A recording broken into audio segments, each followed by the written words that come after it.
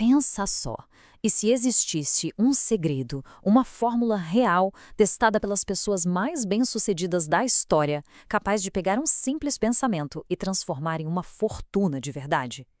Pois é exatamente essa a promessa do clássico de Napoleon Hill que a gente vai desvendar hoje. A gente está falando de Quem Pensa Enriquece. Há mais de 80 anos, esse livro vem sendo a fonte de um segredo que, segundo dizem, é tão poderoso que já mudou a vida de milhões de pessoas. Mas que segredo é esse, afinal? Essa é literalmente a pergunta de US$ 1 milhão. Como é que alguém sai do zero, sem nada, e constrói um império? A resposta, de acordo com Hill, começa num lugar que todo mundo tem acesso, a nossa própria mente. A história toda começa com um desafio assim gigantesco. Andrew Carnegie, um dos caras mais ricos da época, chegou para um jovem Napoleon Hill e basicamente disse: "Olha, eu te conto o segredo, mas a sua missão, se aceitar, é passar os próximos 20 anos da sua vida pesquisando e provando que ele funciona para qualquer um." E o Hill, ele aceitou. E aqui está a primeira grande pista que o Hill nos dá. Riqueza não começa com dinheiro, com contatos ou com sorte. Começa com uma coisinha que todo mundo tem, uma faísca na mente, uma ideia. Esse é o ponto de partida de tudo. E aqui está a grande sacada. A base de tudo é esta. Pensamentos não são só fumaça, sabe? Eles são forças reais, são coisas. Quando um pensamento é misturado com um propósito claro, com persistência, ele vira uma força poderosa que pode sim se transformar em realidade. Mas tá, como é que se faz isso? Como se transforma um pensamento em algo concreto? O primeiro passo, e talvez o mais crucial de todos, é o que Napoleon Hill batizou de desejo ardente. E essa história aqui ilustra isso de um jeito brilhante. Edwin C. Barnes não tinha absolutamente nada, nem dinheiro, nem influência. A única coisa que ele possuía era um desejo que não se abalava: ser sócio de Thomas Edison. Veja bem, ele não queria trabalhar para o Edison, ele queria trabalhar com o Edison. Esse desejo era tão intenso que ele pegou um trem de carga, bateu na porta do laboratório do inventor e aceitou um emprego qualquer só para estar por perto. Ele manteve o foco, firme, até que a oportunidade perfeita surgiu.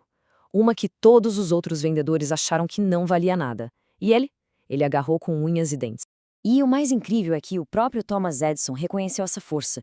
Ele disse que deu uma chance ao Barnes porque viu no rosto dele a determinação de alguém que simplesmente não ia desistir até conseguir o que queria.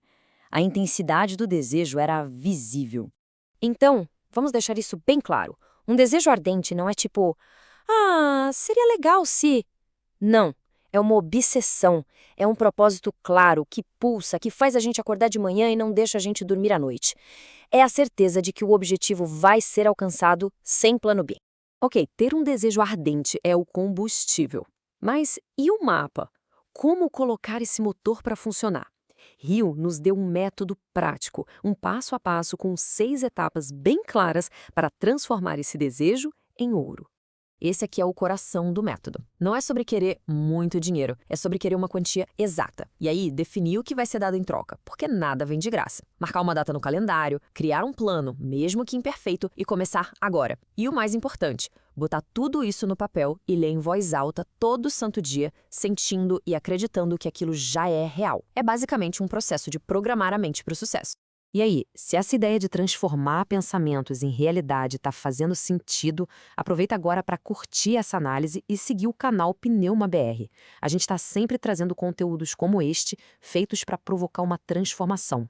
Agora que a gente tem a fórmula, precisamos falar sobre o que impede a maioria das pessoas de chegar lá.